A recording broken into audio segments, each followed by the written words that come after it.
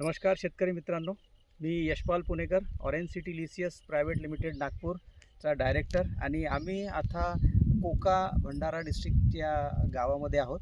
आमच्यासोबत आहेत मिथिल पराते आणि नानाजी इल्मे सर. आम्ही यांच्या वाडीवरती आहोत. भाजीपाल्याची वाडी आहे जिथे त्यांनी वांगे, कारले, भेंडी, त्याच्यानंतर टोमॅटो ह्या सगळ्या गोष्टी इथे करत आहेत आणि ज्या पद्धतीने ते शेती करतायत, जैविक शेती करत आहेत, तर आता आपण त्यांना काही प्रश्न विचारणार आहोत. तर नमस्कार मिथिल पराते, तुम्ही ही जी वाडी लावली आहे, म्हणजे भाजीपाल्याची जी वाडी लावली आहे, तर ही वाडी तुम्ही आधी कुठल्या पद्धतीने करत होते? म्हणजे रासायनिक पद्धतीने करत होते? आम्ही पहिले रासायनिक पद्धतीने करत होतो. काय काय करत होते? म्हणजे खूप सारे केमिकल्स जे ॲग्रो एजन्सीज देत होते बरं. तेच आम्ही यूज करत होतो, कारण आमची शेती ही पहिली वेळा करत आहोत आम्ही. अच्छा, बरं. आणि आता सध्या हे जे दिसत आहे, आता एवढं चांगलं तुमचं शेत दिसत आहे, वाडी दिसत आहे वांग्याची, तर आता तुम्ही कुठल्या पद्धतीने आणि कशी सुरुवात केली तुम्ही?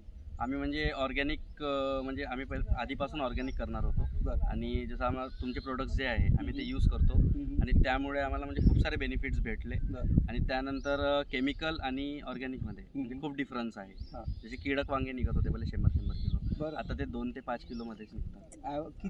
किती किलोमध्ये 2 ते 5 किलो आता ते निघतात? 500 ते 600 किलोमध्ये 2 किलो निघतात. म्हणजे 500 ते 600 किलोमध्ये 2 किलो कीडक वांगे, म्हणजे ज्यांना अळी लागलेली आहे असे वांगे निघतात. पण तुम्ही या रसायनमुक्त भाजीपाला उगवण्यावरती कसे प्रवृत्त झालात?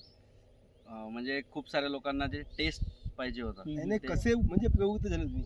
अच्छा, म्हणजे ते कीडक वांगे जे कोणी निघतात. सांगितलं तुम्हाला? अच्छा. काय केलं? काय, हां, कशा कुठून कशा म्हणजे पद्धतीने सुरुवात तुम्हाला झाली? कुठून मिळाली ही चेतना? हां. ज्याचा सर आले होते एकदा शेतीवर, हम्म. तर त्यांनी म्हटलं की हे म्हणजे रसायन भाजीपाला नाही करायला पाहिजे. हो. म्हणून मग सरांनी सांगितलं की ऑर्गॅनिक करू शकता तुम्ही, आणि त्यांनी खूप सारा गायडन्स दिला.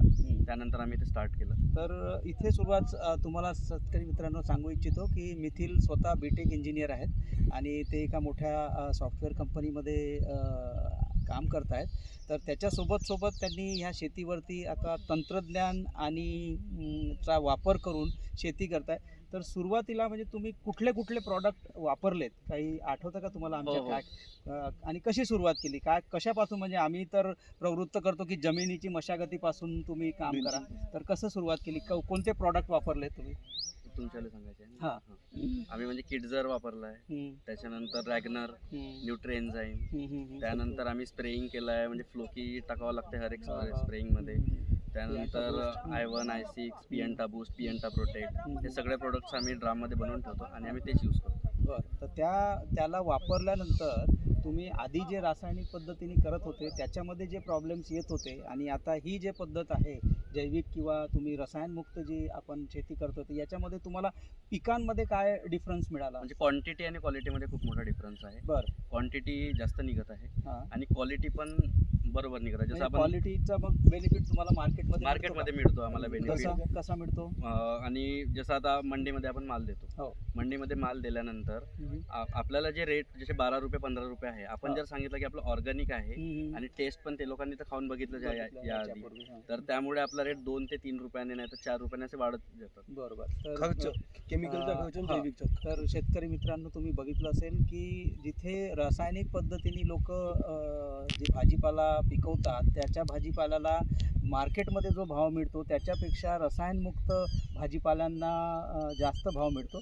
तर मला सांगा मिथिल, की तुम्ही आत्तापर्यंत जे रासायनिक पद्धतीने शेती करत होतात आणि आता जैविक पद्धतीवर आले, तर तुम्हाला खर्चामध्ये कसा डिफरन्स मिळाला? खर्चामध्ये म्हणजे खूप डिफरन्स आहे. म्हणजे इथे आपण 40% बचत करतो ऑर्गॅनिकमध्ये, बरं. आणि तिथे जास्त खर्च होत होतो कारण हर 2 दिवसात एक केमिकल मारावं लागतं ओके. आणि त्याची प्राइजेस पण जास्त आहे. हो, आणि रसायन आहे त्याच्यामुळे आपल्याला त्याचे बेनिफिट मिळत नाही, तेच. उलटे नुकसानच आहे.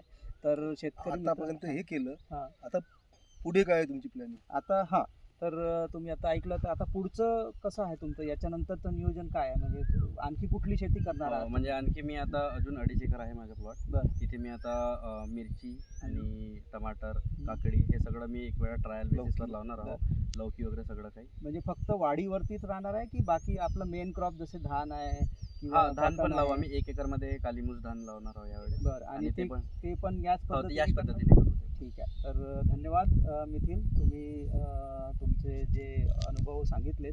तर शेतकरी मित्रांनो, कमी खर्चामध्ये चांगली शेती, रसायनमुक्त शेती कशी केली जाते आणि त्याचे फायदे काय आहेत हे तुम्ही आत्ताच ऐकलं आहे.